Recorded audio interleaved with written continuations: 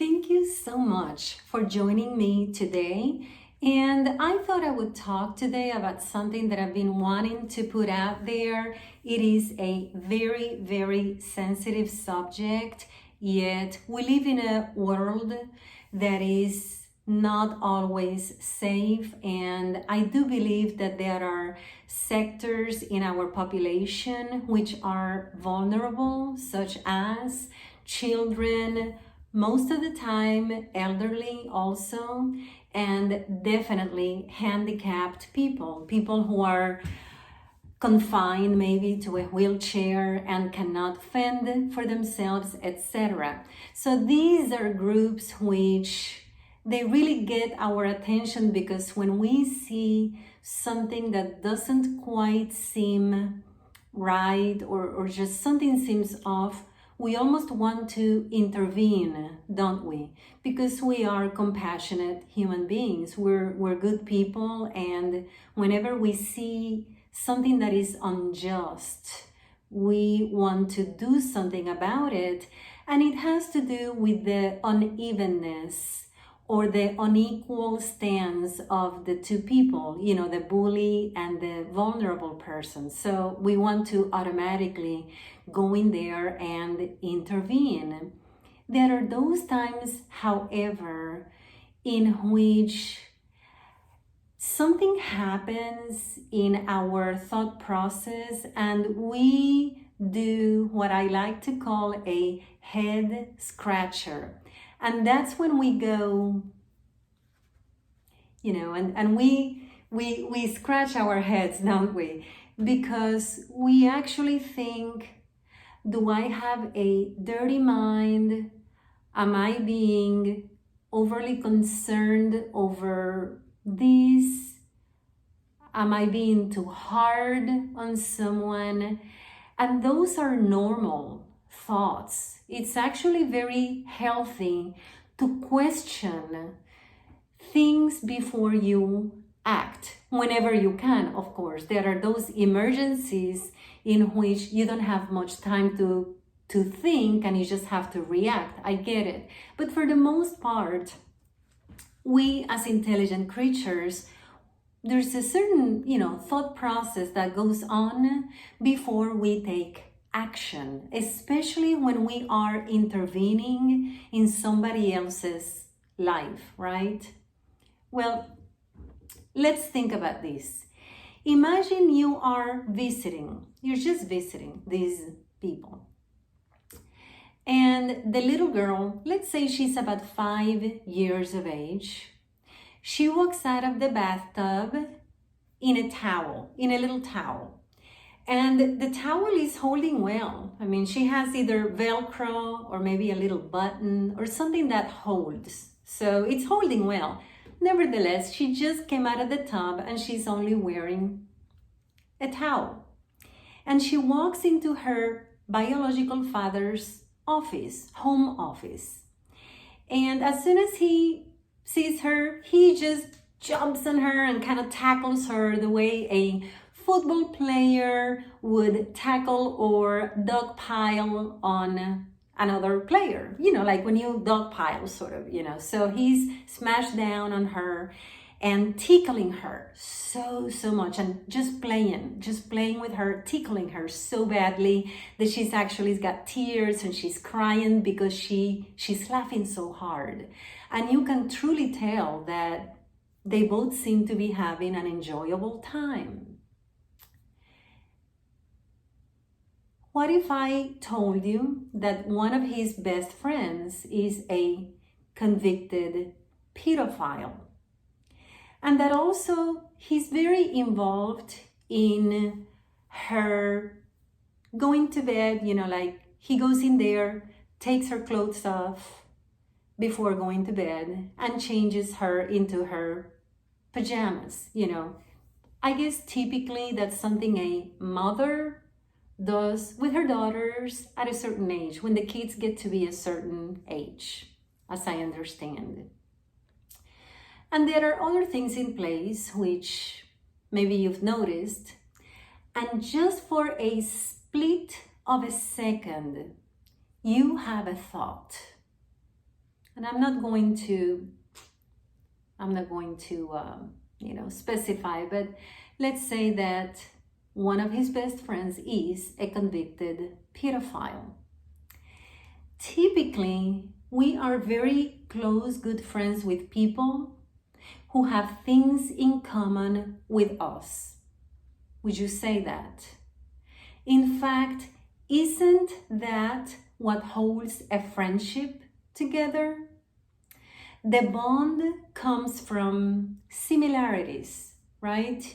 You either support or encourage, or you share similar characteristics, maybe interests, and that is what keeps you together as friends, right? Would you say that?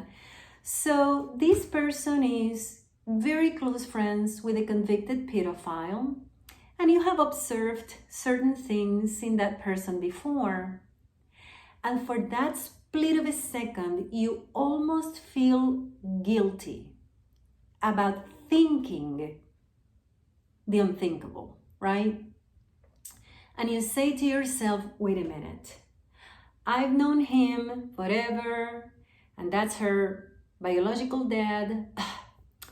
I need to clean my thoughts, or maybe my head's in the gutter, or I need to just shake that thought, right? And for a very, very minute amount of time, you almost go back and forth, and you say to yourself, did I just see what I saw? And you scratch your head, right? But something about you, or something inside you, you just can't drop it. It stays in your mind and it bothers you.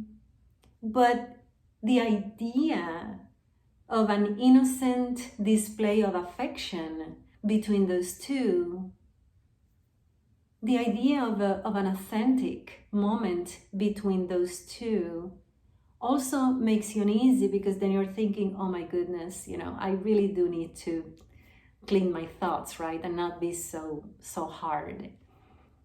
Well, maybe not.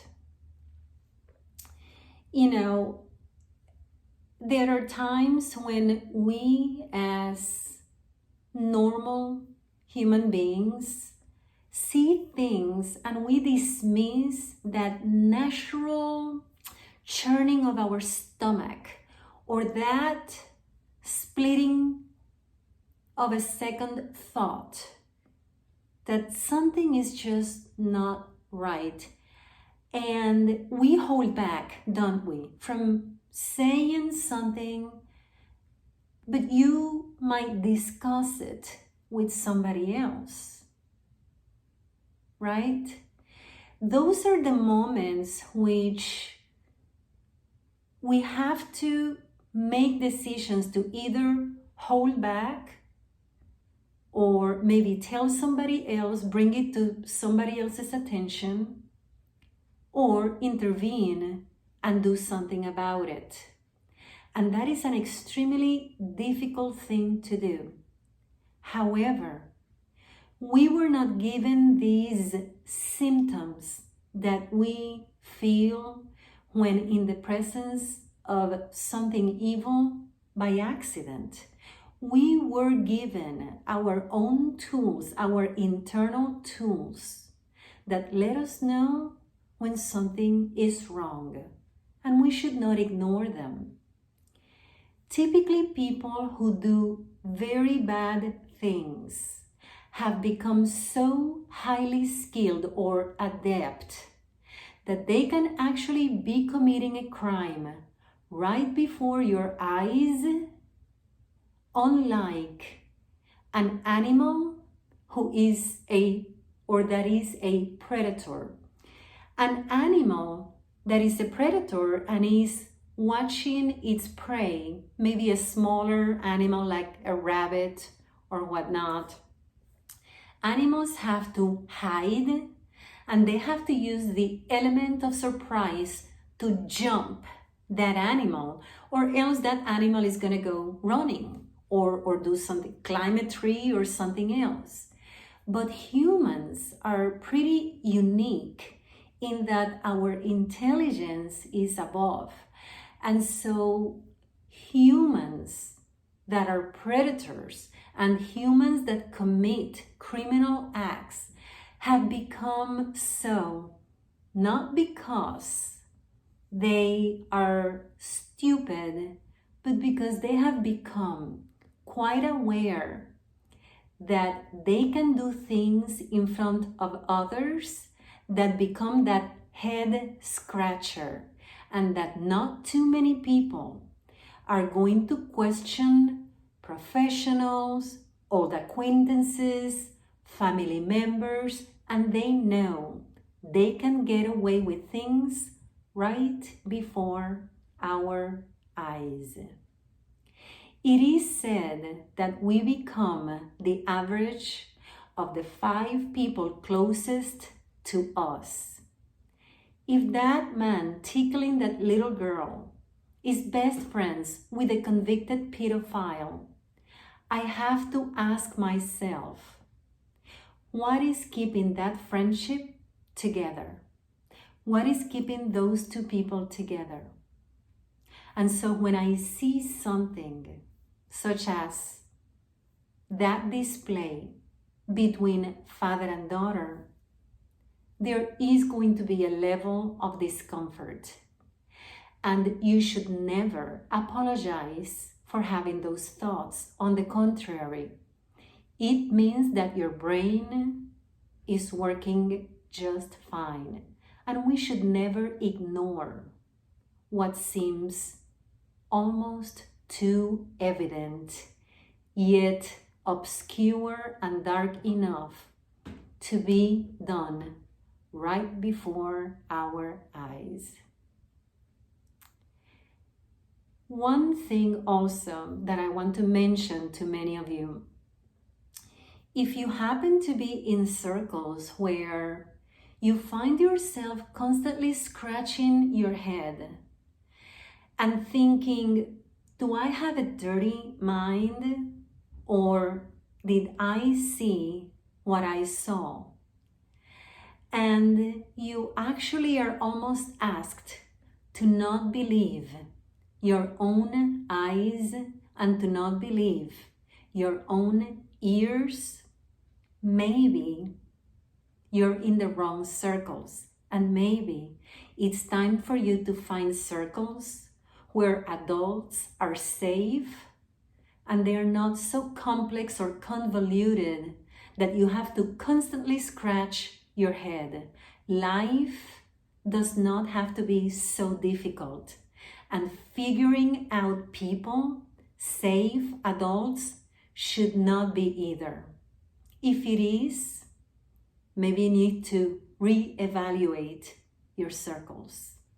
But let us not ignore those tools that we were given at birth to protect ourselves as well as vulnerable others. Thank you for joining me, and I hope you have a beautiful rest of the week. And remember, the world is a better place because you are in it.